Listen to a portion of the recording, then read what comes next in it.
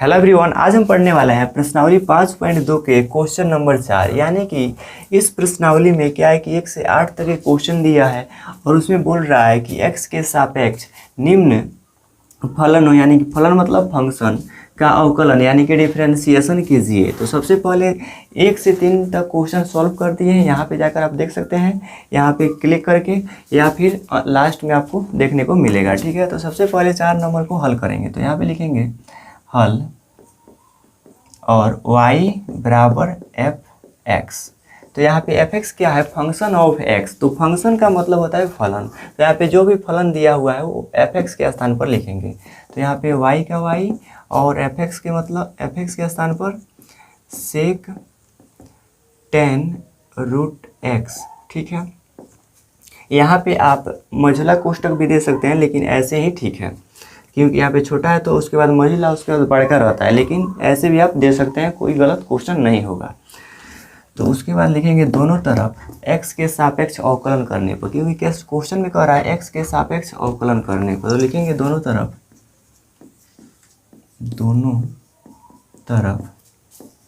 x के सापेक्ष अवकलन करने पर, यानी कि x के सापेक्ष दोनों तरफ x के सापेक्ष अवकलन यानी कि डिफरेंशिएशन करने पर। तो चलिए एकदम स्टेप बाय स्टेप बताते हैं।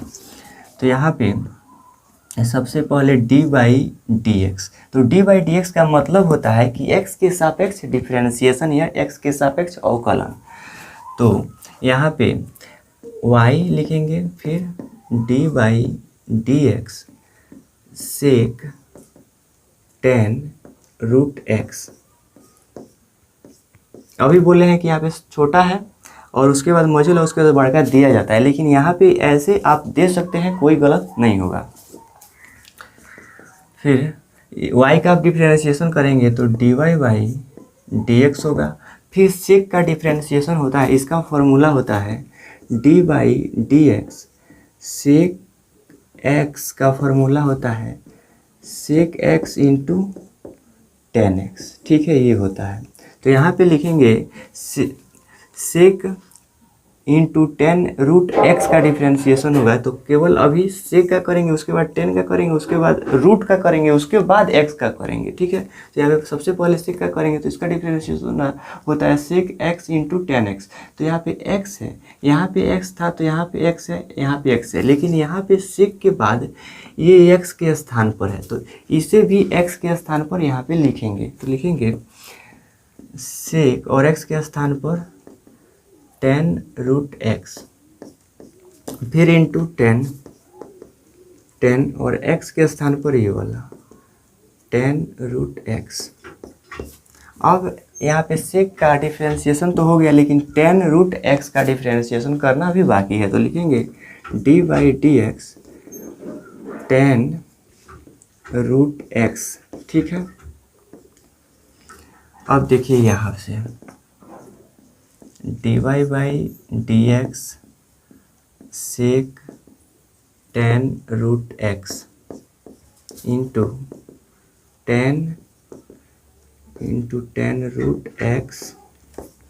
अब देखिए यहाँ पे tan का डिफरेंशिएशन होता है d/dx और tan x का डिफरेंशिएशन होता है, सॉरी मिट गया, यहाँ पे d/dx tan x का डिफरेंशिएशन होता है sec x²। ठीक है, तो ये वाला आप जब भी क्वेश्चन बनाइएगा तो साइड में लिखा जाता है, तो रिवीजन करने में आसानी होता है। इसीलिए आप साइड में, क्वेश्चन के साइड में सूत्र जो भी फार्मूला क्वेश्चन में लगता है उसको ज़रूर लिखना। ठीक है, तो अब देखिए यहाँ पे कितना होता है sec²x। तो यहाँ पे x के स्थान पर √x है, तो यहाँ पे लिखेंगे sec²√x। तो ये हो गया। उसके बाद अब tan का तो हो गया डिफरेंशिएशन, अब √x का करेंगे। तो यहाँ पे d/dx √x।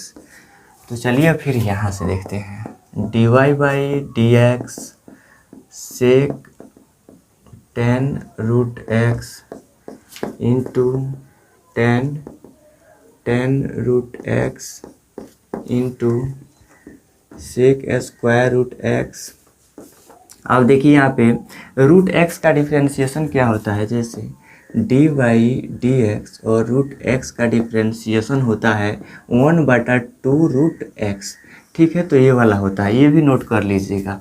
तो यहाँ पे लिखेंगे 1/2 रूट एक्स। अब यहाँ पे रूट का डिफ्रेंशिएशन हो गया, लेकिन ये एक्स जो है इसका डिफ्रेंशिएशन बाकी है, तो ये होगा D x by d x. तो क्या होगा, ये कट जाएगा।